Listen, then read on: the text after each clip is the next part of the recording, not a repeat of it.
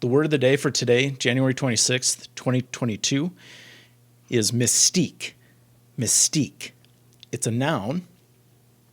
And it means a framework of doctrines, ideas, beliefs, or the like, constructed around a person or object, endowing the person or object with enhanced value or profound meaning. The origin on dictionary.com takes you, as you might imagine, back through French and Latin and ancient Greek. It's related to this idea of initiating people into secret mysteries and secret knowledge. Those secret mysteries and knowledge were a form of power, right? Or influence and meaning. Right, you see the connection there between that and mystique, which means a framework of doctrines, ideas, beliefs, or the like, constructed around a person or object, endowing the person or object with enhanced value or profound meaning. Enhanced value and profound meaning. You're part of a secret, closed-lipped group who gains influence and maintains the mystique around the object, the practices, perhaps an organization. The examples are useful and helpful, and I think obviously the thing that makes me think of is Mystique, the X-Men character. And my second, maybe more useful thought beyond that is that in what way does the simple, and the character Mystique takes on the appearance of other people. So she can imitate and present herself as anyone. And I don't know if she has to touch them or see them or what it is. But my thought beyond that, as we think about either ourselves and how we present ourselves to the world, what signals do we give? How do we present ourselves? What is the mystique that is associated with the ways that we present ourselves?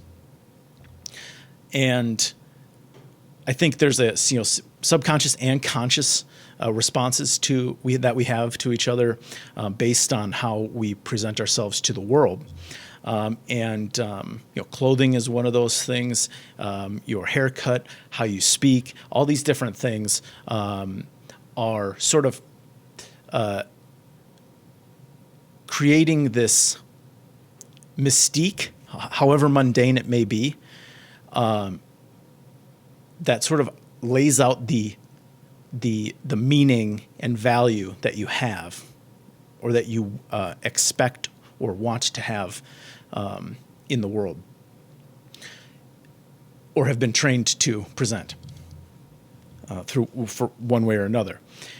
Now, when you think about your characters, so two things. One, simply think about your characters that way too when you're writing. What is the mystique, right? What are the things that they that they put around themselves, whether that's clothing or other structures and relationships, in order to demonstrate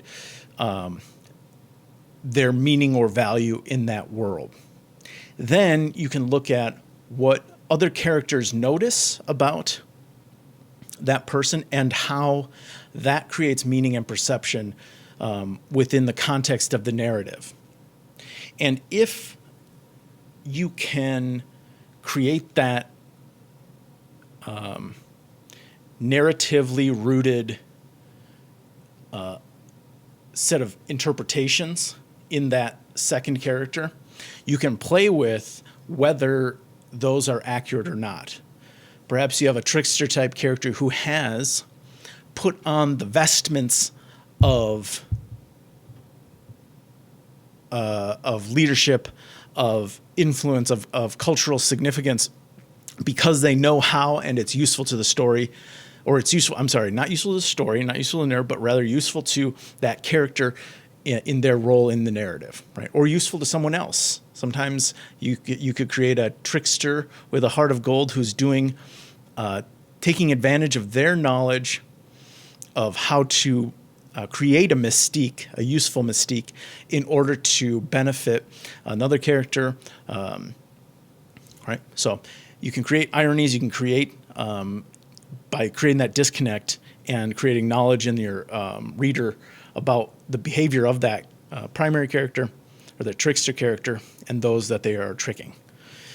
And then also, just to bring it back, kind of ground it, the thinking about the mystique of each of your characters and how they show up, show off what they mean, and what other characters notice about them, just gives you a more luscious and realistic